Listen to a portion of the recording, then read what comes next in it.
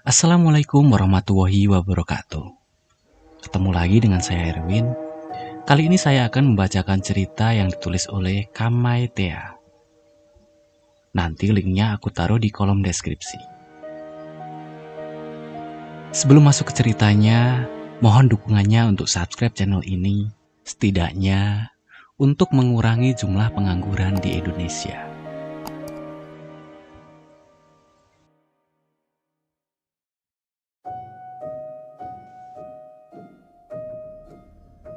Cerita ini terjadi di tempat tinggal aku di kota Cilacap. Tahun 1991, pada saat itu aku masih duduk di bangku SD. Cerita ini aku dapatkan dari seorang saksi yang mengalami langsung kejadian itu. Memang cukup heboh berita kejadian ini di lingkungan tempat tinggal aku. Kejadiannya memang sudah cukup lama. Tapi ingatan akan kejadian itu tidak pernah hilang dari ingatan aku.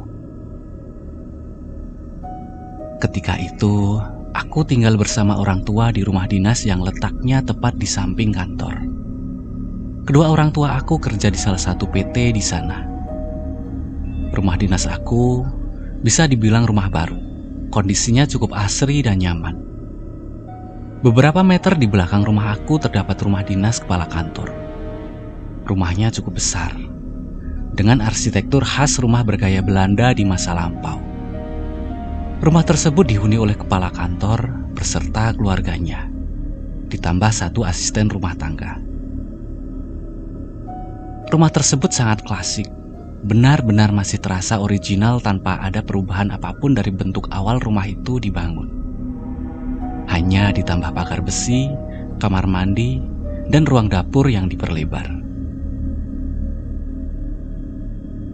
Di belakang rumah tersebut terdapat halaman luas dan sebuah pohon besar yang sampai sekarang pun aku tidak pernah tahu apa nama jenis pohon itu.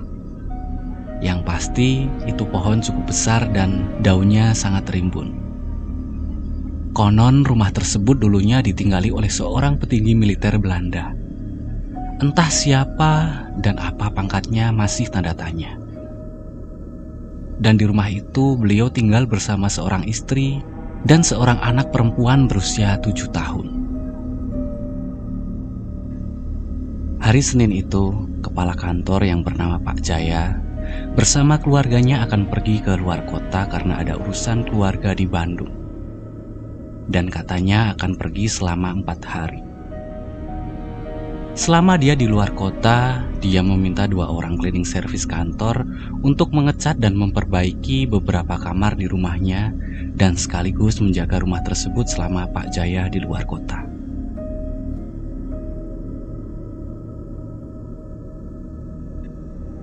Di malam hari pertama, ketika 2 orang cleaning service ini sedang tidur, yang posisinya di dekat dapur menghadap langsung ke ruang tamu. Sekitar pukul 2 pagi, salah satu di antara mereka terbangun karena mendengar sesuatu. Ternyata suara itu berasal dari langkah sepatu seseorang. Setengah sadar dia mencoba cari dari mana asal suara tersebut. Dan sontak, dia kaget ternyata di ruang tamu ada seseorang berbadan tegap, tinggi dengan berpakaian militer Belanda mondar-mandir di ruang tamu. Kaget bukan main. Lalu cleaning service tersebut mencoba membangunkan temannya. Tapi semua badan terasa kaku. Bahkan untuk sekedar teriak pun dirinya tidak sanggup. Sampai tiba-tiba dia terbangun dengan waktu yang sudah pagi.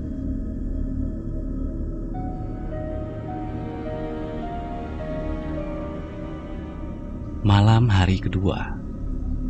Jam menunjukkan pukul 8 malam. Mereka berdua masih asik ngobrol sambil ngopi-ngopi di teras rumah. Tiba-tiba terdengar suara lantunan suara biola yang entah dari mana datangnya. Lalu kedua orang itu mencoba mencari sumber suara biola tersebut. Tapi tidak lama suara tersebut kemudian menghilang. Karena kebingungan, mereka akhirnya memutuskan untuk masuk ke rumah dan tidur. Waktu menunjukkan pukul 11 malam. Suara biola itu kembali muncul. Dan kali ini cukup lantang terdengar. Tanpa pikir panjang, kedua cleaning service itu pun langsung mencari dari mana suara itu. Tidak lama pencarian, ternyata hasil suara biola tersebut dari dalam tembok di belakang dapur yang sudah lama tidak terpakai, yang posisinya tepat di belakang rumah dekat dengan pohon besar itu. Dan pencarian pun mereka putuskan untuk dilanjutkan esok hari. Keesokan harinya, kedua cleaning service yang penasaran itu mencoba membongkar tembok di dapur yang lama tak terpakai itu. Dan mereka pun dikagetkan dengan ditemukannya sebuah biola kuno dengan keadaan yang kurang baik dan penuh dengan debu. Kenapa bisa ada biola kuno di sana? Dengan penuh tanda tanya, mereka pikir nanti saja laporkan ke sang kepala kantor biar dipastikan itu biola siapa. Malam hari ketiga, lagi-lagi jam 11 malam. Mereka berdua terbangun karena ada suara yang cukup mengganggu, yaitu samar-samar suara nyanyian dari anak kecil. Masih dalam keadaan setengah sadar, mereka coba menerka suara itu dari mana. Tiba-tiba, muncul sosok yang menakutkan dari kamar tidur utama. Viol, viol, viol. Ya, sosok menyeramkan tersebut mengatakan viol, viol, viol. Dengan ketakutan yang luar biasa, kedua cleaning service ini mencoba lari. Tapi kaki merasa sama sekali tidak bisa bergerak. Mulut mereka kaku dan keduanya hanya bisa berdoa dalam hati. Kemudian mereka tersadar ketika hari sudah menjelang pagi. Lalu beberapa jam kemudian, datanglah mobil kepala kantor bersama keluarga yang baru pulang dari Bandung. Kedua cleaning service itu pun kemudian menceritakan pengalaman menyeramkannya di rumah itu. Masih dalam posisi tidak percaya, sang kepala kantor mencoba mencari informasi kepada beberapa sesepuh di desa itu. Dan ternyata, menurut sesepuh yang paham soal rumah itu, memang dikatakan jika dulunya, pada tahun 1930 rumah tersebut dihuni oleh seorang petinggi militer Belanda yang cukup terpandang dan sangat bersahabat dengan kaum pribumi. Dia memiliki satu istri dan seorang anak perempuan bernama Elin Rosali. Anak perempuannya yang bernama Elin ini memang dikenal sangat suka bermain biola. Kalau ada jamuan dengan perangkat desa dan lain-lain, biasanya Elin suka unjuk kebolehan di depan para tamu. Elin adalah anak yang aktif dan mudah bergaul. Dia anak yang sangat supel dan lincah. Tahun 1930-an, saat itu pukul 8 malam. Tanpa disangka-sangka, terjadi sebuah perampokan oleh beberapa kelompok orang yang menggunakan tutup muka ke rumah petinggi Belanda tersebut. 4 penjaga rumah dibunuh dengan sadis menggunakan celurit dan pedang. Karena mendengar keributan di luar rumah, sang pemilik rumah langsung menyuruh istrinya untuk bersembunyi. Lalu sang istri mengambil Elin dan menyuruh dia sembunyi di tempat khusus yang sudah disiapkan, yaitu sebuah ruangan khusus tersembunyi di balik tembok tebal di belakang dapur. Setelah Elin dirasa cukup aman, lalu sang istri kembali ke dalam rumah.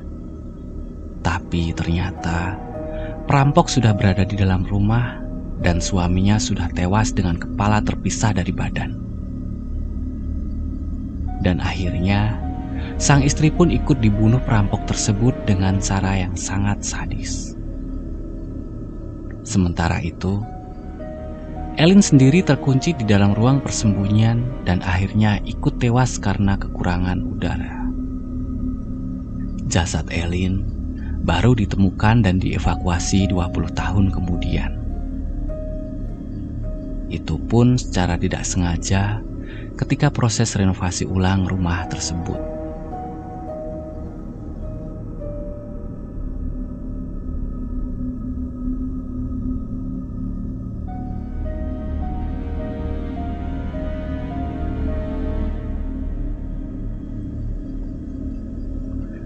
Oke, terima kasih yang sudah mendengarkan cerita hari ini. Jangan lupa like, share, dan subscribe channel ini agar tidak ketinggalan cerita-cerita seru lainnya. Sampai ketemu di cerita selanjutnya. Terima kasih.